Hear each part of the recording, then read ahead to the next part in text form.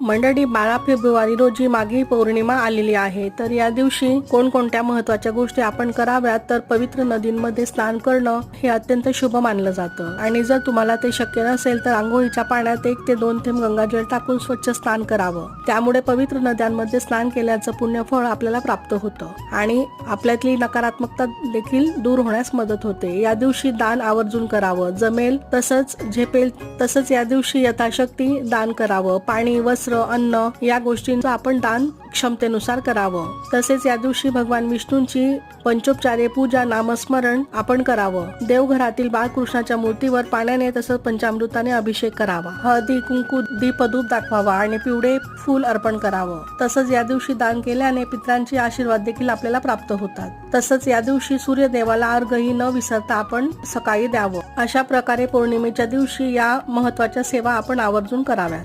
Shri Swami Samarth.